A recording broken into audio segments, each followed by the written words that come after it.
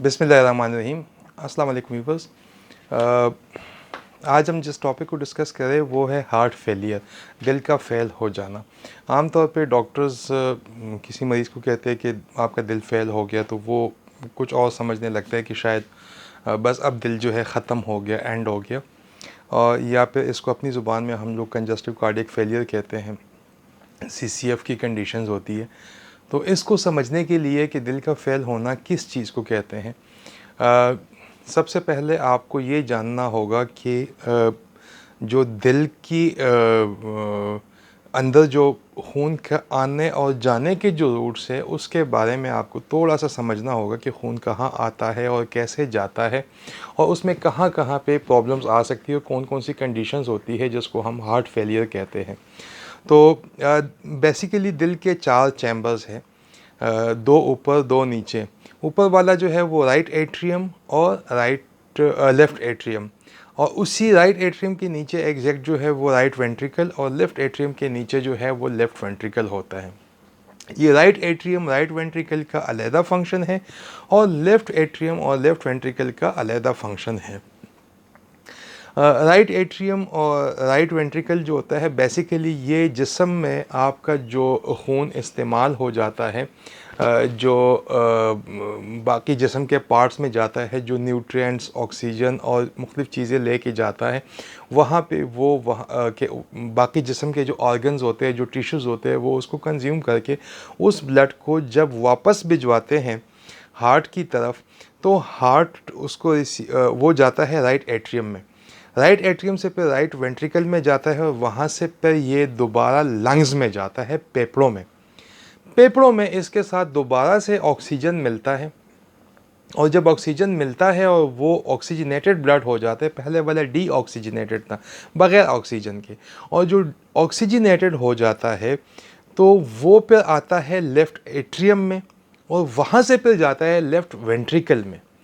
तो left ventricle से फिर ये दोबारा बॉडी की तरफ जाता है, और वो जो खुराक और जो ऑक्सीजन है वो लेके जाता है, वो उन ऑर्गन्स जो है वो जो बाकी जिस्म के ऑर्गन्स है सर से लेके पाँव तक, वो सारा जो है उसको इस्तेमाल में लाता है। और यही एक सर्कल चलता है कि लेफ़्ट एट्रियम से खून जाता है लेफ़्ट वेंट्रिकल, वो उसको पुश करता है, सारा जाता है जिस्म में जहाँ पे वो कंज्यूम कर लेते हैं सारी चीज़ें, और वहाँ से वापस भिजवाता है राइट एट्रियम की तरफ, और राइट एट्रियम से राइट वेंट्रिकल, और फिर जाता है फेफड़ों की तरफ, और वहाँ पे दोबारा ऑक्सीजन मिलती है, और ये सिलसिला जो है कॉन्टीन्यूसली चल रहा होता है। अब खून एट्रियम से कैसे निकलता है, वेंट्रिकल से कैसे निकलता है, इसकी 2 कंडीशंस होती है वेंट्रिकल्स की जब ये कॉन्ट्रैक्ट होता है। कॉन्ट्रैक्ट मींस कि ये अगर हम इसको एक वेंट्रिकल मान ले तो ये जब आपका इस पोजीशन में तो कॉन्ट्रैक्ट है और ये रिलैक्स है, कॉन्ट्रैक्ट रिलैक्स।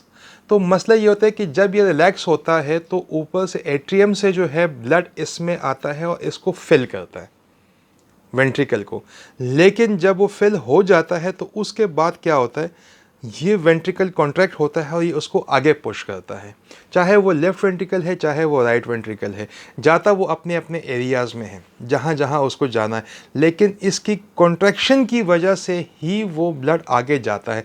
जिस तरह आप किसी भी चीज़ में आप पानी डाल लें, प्लास्टिक की कोई बॉटल हो या कोई गुब्बारा हो, उसके अंदर आप जितना भी पानी डालेंगे तो वो पड़ा रहेगा, ठीक है ना, लेकिन अगर आप उसको ऊपर से पुश करेंगे तो वो एकदम से निकल जाएगा। ऐसे ही हालत वेंट्रिकल्स की होती है। तो मुख्तलिफ़ कंडीशन ऐसी हो जाती है जिसमें ये या तो प्रॉपरली कंट्रैक्ट नहीं करता या फिर पूरा रिलैक्स नहीं होता, ठीक है। अब जब ये प्रॉपरली कंट्रैक्ट नहीं होता तो होता क्या है कि उसके अंदर जो खून है वो उधर ही रहता है और वो आगे नहीं जाता, चाहे वो लेफ़्ट वाला मसला हो या राइट वाला मसला, हम उस चीज़ को डिस्कस नहीं कर रहे हैं, ठीक है ना, वो एक अलग चैप्टर है। लेकिन यह है कि वो वहाँ से बाहर नहीं निकलता और पीछे एट्रियम उसको मुसलसल ब्लड जो है वो दे रहा होता है, ठीक है। एट्रियम कॉन्ट्रैक्ट नहीं कर रहा, या आधा कर रहा है या कुछ हिस्सा कर रहा है, ठीक है ना, और वो आगे पुश नहीं कर रहा ब्लड को, तो जो पीछे से ब्लड आ रहा है वो क्या हो जाता है, उसका यूँ समझे कि जिस तरह कोई नाला है और आगे से ब्लॉकेज है और पीछे से पानी आता जा रहा है, तो क्या होगा, पीछे जितना भी चलता जाएगा प्रेशर बढ़ता जाएगा।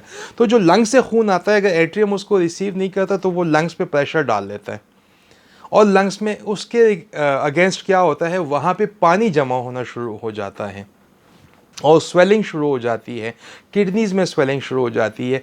इस तरीके से अगर आपका राइट वेंट्रिकल और इस तरीके से वो आगे पुश नहीं करता तो आपके वेसल्स के ऊपर प्रेशर पड़ना शुरू हो जाता है और वहाँ पे पानी जमा होना शुरू हो जाता है। तो दो कंडीशंस मैंने बता दी कि रिलैक्स होने में या तो प्रॉब्लम्स होती हैं, रिलैक्स नहीं होता तो प्रॉपरली फिल नहीं होता, उस तरीके से जाके पीछे जो है प्रेशर बनता है उसके बैक एंड पे, या फिर कि प्रॉपरली कंट्रैक्ट नहीं होता, वो इजेक्ट नहीं करता उस ब्लड को, जिसकी वजह से जो है वो पीछे प्रेशर बनता है। अब जब ये पीछे बनता है प्रेशर तो उसके साथ आपको मैंने बता दिया कि फ्लूइड कलेक्शन हो जाती है, टिश्यूज़ में से फ्लूइड निकलना शुरू हो जाता है, पानी जमा होना शुरू हो जाता है।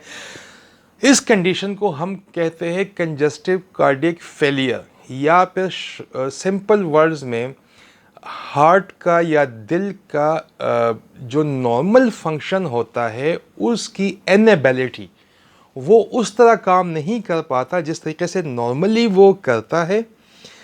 इस वेंट्रिकल्स की प्रॉब्लम्स की वजह से, इसकी सख्ती की वजह से इसमें वॉल्स भी आ जाते हैं कि अगर आपके खुदा से कोई वॉल का प्रॉब्लम हो तो वो भी आपके ब्लड को रोकता है और पीछे धकेलता है, क्योंकि वॉल का मोशन जो होता है वो डिफरेंट होता है।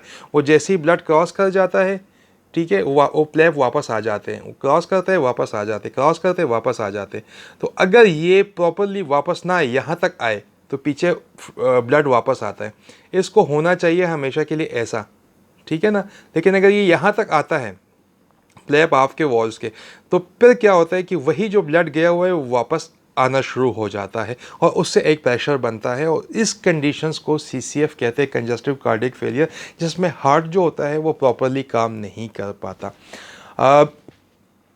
थोड़ा सा लंबा होता जा रहा है, मैं मुख्तसर कर लूँ कि इसकी अलामात क्या होती है। इसकी अर्ली अलामात में आपका सांस का फूल जाना, आपकी एंकल जॉइंट्स में, टांगों में, क्योंकि फ्लूइड हमेशा के लिए जब भी होता है तो वो निचले हिस्से में सबसे ज़्यादा आपकी स्वेलिंग शुरू हो जाती है, वहाँ से थोड़ा सा बढ़ जाते हैं तो फिर आपके चेहरे पे भी स्वेलिंग शुरू हो जाती है। आप सीधा लेट नहीं सकते, आपका सांस जो है वो फूलना शुरू हो जाता है। डॉक्टर्स के लिए भी बड़ा कोई इतना मुश्किल नहीं है, आसान होता है इसको क्लिनिकली डायग्नोस करना, फिर डायग्नोस्टिकली इसको प्रूव करना होता है। तो सांस का फूल जाना, सीधा नहीं लेट सकता, बिलावजह जो है बहुत ज़्यादा थकावट होती है, गनूदगी होती है और हर वक्त जो है डिस्कम्फर्ट होता है। और एक चीज़ होती है अनएक्सप्लेनेबल कफिंग, जिसको आप कोई एक्सप्लेन नहीं कर सकते कि ये कोई इन्फेक्शन है या कोई वायरल डिजीज़ है या कोई एलर्जी है, बस वो मुख्तलिफ़ टाइम्स में मुख्तलिफ़ तरीक़ों से जो है वो आपको कफिंग होती है, कभी प्रोडक्टिव होती है, कभी सांस फूलने के साथ होता है। तो इस तरीके से अनएक्सप्लेनेबल कफिंग होती है। ये मेन अलामात है, उसकी वजह उसके अलावा और भी है, लेकिन ये जो कॉमन चीज़ें जो कि आम बंदे के लिए समझने के लिए है वो यही है। कौन कौन सी चीज़ें होती हैं जो इसको मज़ीद शदीद कर लेती हैं। देखिए, खून आपका बेसिकली होता क्या है कि आपका खून जो होता है वो अगर पूरे मकदार में है तो वो अगर थोड़ा सा भी वेंट्रिकल कॉन्ट्रैक्ट हो जाए ना तो वो किसी न किसी हद तक आपके न्यूट्रिएंट्स और ऑक्सीजन को पहुंचा देता है। लेकिन अगर उसके अगेंस्ट आपके खून की कमी हो तो फिर वो खून की कमी जो होती है वो वर्सन कर लेती है, बहुत शदीद कर लेती है CCF की कंडीशन को। तो खून की कमी जो है वो बहुत ज़्यादा इसको शिद्दत पे और एक्सट्रीम पे लेके जाती है। उसके अलावा इनेबिलिटी, सॉरी, इनएक्टिव, या फिर आप लेज़ी लाइफ कह सकते हैं, या वो लोग जो एक्टिव नहीं होते, बैठे रहते हैं, तो उन लोगों में ये काफ़ी ज़्यादा होता है। मोटे वाले लोगों में, मोटापे में ये चीज़ें होती है। कॉजेज़ में आपको मेन जो काजेज़ है हमेशा ये अक्सर जो है वो 3 बड़ी वजूहात है जिसकी वजह से होता है। एक तो हार्ट अटैक के बाद, जिस बंदे को हार्ट अटैक हो जाए उसके बाद उसको CCF होता है, क्योंकि हार्ट अटैक जब होता है तो हार्ट के मसल्स आपके डैमेज हो जाते हैं, ठीक है ना। उसकी वजह से फिर आपको कुछ अरसे बाद जो है CCF होना शुरू हो जाते हैं। दूसरी चीज़ होती है ब्लड प्रेशर। ब्लड प्रेशर की वजह से, चूँकि आपका हार्ट बहुत ज़्यादा पंप कर रहा होता है, उसकी वजह से जो है आपका CCF जो है वो डेवलप हो जाता है। वॉल का मैंने पहले भी एक्सप्लेन किया कि वॉल की अगर कोई प्रॉब्लम हो तो वो आपको जो है वो CCF जो है वो उसकी तरफ लेके जाता है। कोरोनरी आर्टरी डिजीज़, ठीक है ना, वो एक ऐसी कि आपके वेसल्स के अंदर अगर कोई प्लाक है या कोई इस तरीके से बंदिश है, तो वो भी खून की रुकावट जो है वो पैदा करती है, और उसकी वजह से भी आपको सीसीएफ की कंडीशन जो है वो डेवलप हो जाती है।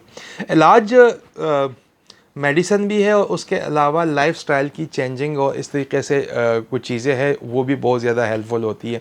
जिस तरीके से आप वो चीज़ें ना करें जो आपके ब्लड प्रेशर के ऊपर इफ़ेक्ट करती है, आपका लिपिड जो है वो लिपिड जो है आपका वो कंट्रोल हो, ऐसी डाइट ले लें, एक्सरसाइजेज, हेल्दी लाइफ, मोटापे से ख़ुद को बचाएं। ये उसकी लाइफस्टाइल चेंजिंग के हवाले से है। अगर आप पहले ऐसे करते थे और फिर बाद में आप एक्सरसाइजेज शुरू कर लें तो काफ़ी हद तक इसको कंट्रोल किया जा सकता है। ट्रीटमेंट में आमतौर पे डायरेटिक्स दी जाती हैं, पेशाब आवर दवाइयाँ होती है, ताकि आपकी बॉडी के साथ जो है वो एक्सेसिव जो फ्लूइड है वो निकल जाए। उसके अलावा एक और medication AC inhibitor, angiotensin converting enzyme inhibitors आते हैं, वो दिए जाते हैं, बहुत कम डोज में दी जाती हैं। उसके साथ ये होता है कि आपके जो शरियाने हैं, वेसल्स हैं, वो खुल जाते हैं और आपकी फ़्लो जो है वो बेहतर हो जाती है। एक और चीज़ बीटा ब्लॉकर्स वो दी जाती है। बीटा ब्लॉकर इसलिए कि आपका हार्ट जो है उसकी एक्टिविटी थोड़ी सी रिड्यूस की जाए, कम की जाए, ताकि वो बहुत ज़्यादा एफर्ट ना करे, ठीक है।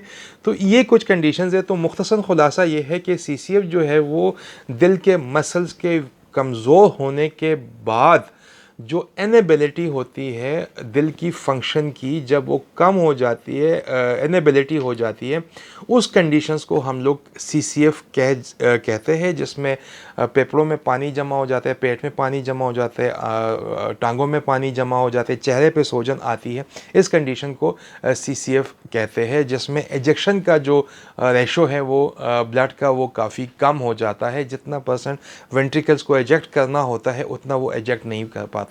Thank you very much.